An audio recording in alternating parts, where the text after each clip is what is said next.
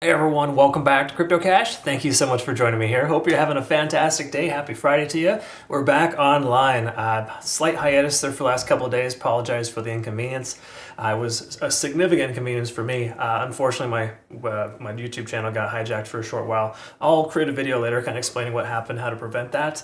It was just an error in judgment there. But regardless of that fact, what we're looking at here at this point with Solana is a pretty awesome situation. We got this descending trend line breakout. We saw the same thing from Bitcoin once the Fed meeting essentially provided with some good news for the market, of course, with inflation and the interest rates coming down. So all that being positive here, what does that do for us right now at this point with Solana? So let's go ahead and double check and see and kind of go from there. So if you are new to the channel, I just want to say thanks again for hitting the like button, commenting below perhaps, and if you've been watching me for a while, even more, thank you just for the awesome feedback.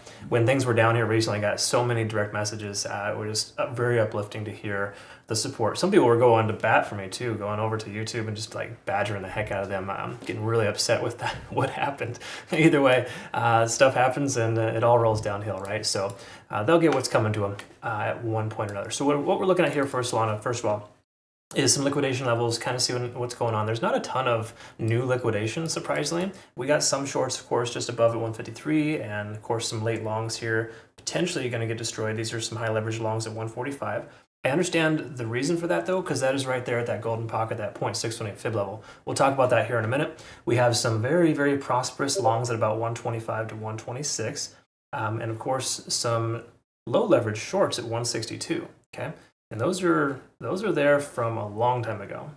Oddly enough, they're still there, which is kind of crazy. Some people haven't closed their position in profit yet on a short from 162, and it's backed up to 150, right? What the heck are you doing, folks? Anyways, those are there, right? Keep in mind, those could just be stop losses as a safety net, but either way, we're not like in a significant liquidation situation as far as a range is concerned. We don't have to worry about that, which is more so good because there's less manipulation that occurs when you're not as close to those levels. Okay. Now that'll continue to change as we progress. What you see on the charts here is a potential play out of what I felt was going to happen yesterday. Obviously, the price broke through this key level here, this 0.618 fib level at 146. Okay, now that's that golden pocket, generally going to be construed as a strong support or resistance, depending on what side you're on. Right now, this is why people are probably taking some longs, because that's a general support level. Bitcoin's also looking mostly bullish, so we got to recognize too that more upside makes more sense. However, there's a significant amount of fair value between the current price point and the 140 to 136 range, which I still think is probable. I feel like if we come down to 136, that's going to be an excellent value, and that'd be a great opportunity for a long, obviously pending the market isn't upside down at that point. So anyways, those are just some hypothetical situations so you understand what kind of went into that thought process.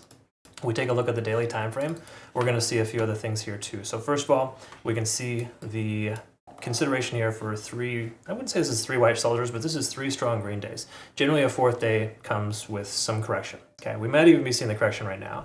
We do have some fair value above the price action that hasn't gotten filled yet. And then, of course, we got pretty good trend strength. Trend strength indicators going up. We can also see here MACD, stochastic RSI swinging upwards. Money flow index is very high. That's probably one of the more contributing factors. When MFI starts coming down, though, we want to kind of pay attention and see that might be a consideration to close your long, but I think we're a long ways away from that, quite literally. So when we take a look here at the 4 hour, let's see if there's any confirmation. First of all, we see our fair value gaps as low as about 139, even 135. Okay. Now, it's not a guarantee they're going to get filled. Keep that in mind, but oftentimes it does because there's a lot of value left there. So whoever took longs at that point and pumped the price action up, they're going to want to secure profits and continue to pull the price action down because they're the ones controlling the market. It's not you and I. Okay. So understanding that's very helpful. However, it's not necessarily a guarantee. We're above all moving averages here too. We got tremendous momentum. So while the price should and could pull back, it probably won't in a lot of ways. That's kind of how Bitcoin's looking too. We can see we're topping out at TSI, of course, stochastic swinging down, MACD's slightly diverging or just losing momentum, and we're back under, We're back under 70 on the RSI. So if you've ever watched my videos, maybe you've watched my training university videos on the website, and you understand more so about the RSI and how important it is. This tells us here that you should have secured profits on your long because the RSI just crossed back under 70, okay? Now, does that mean you instantly open a short? Absolutely not. That's not the case. And I get it. You see this price action here, you're looking, oh my gosh, this is a juicy short. Look how much profit I can get. I could get myself a good margin there, maybe 4 to 8%, 10x leverage at 40-80% profit, I'm going in. You probably shouldn't though, folks. It's very premature to do that. All we have is like a couple of precursors letting us know that we're due to pull back. It's not a strong consideration yet. And Bitcoin is performing quite well. It has potential cup and handle, as well as a bullish rectangle pattern that could form soon too. So we got to pay attention to those things. Most things here, most signs that we're seeing are bullish, though they're not bearish. So you got to recognize shorting this market is kind of just a foolhardy mistake. And again, it's not to say you couldn't find success. I'm sure there's going to be somebody on social media here shortly that's posting a 1000x leverage trade as to how awesome they are because they caught the top at 150-250. That's okay. Let them do them. Do you, which is being a responsible trader. Do not use any leverage over 5 to 10x. Honestly, it's just terrible if you do. So let's take a look here at the Ichimoku Cloud and call it a day. We can recognize, contrary to Bitcoin, Solana's looking a lot better. So if you look at Bitcoin here, we got some sell signals here. Solana doesn't even have those yet. So all the more reason to not consider a short.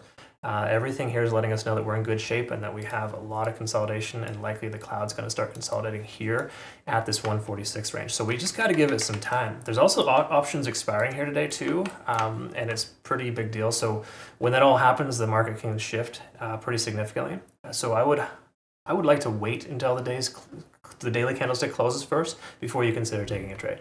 I'm just going to recommend that, even though I generally like to say wait in general. At this point, I think it's important to know that that the market is very bullish, and with all that stuff happening on the back end, that could absolutely affect what's going on right now. So just be mindful of that.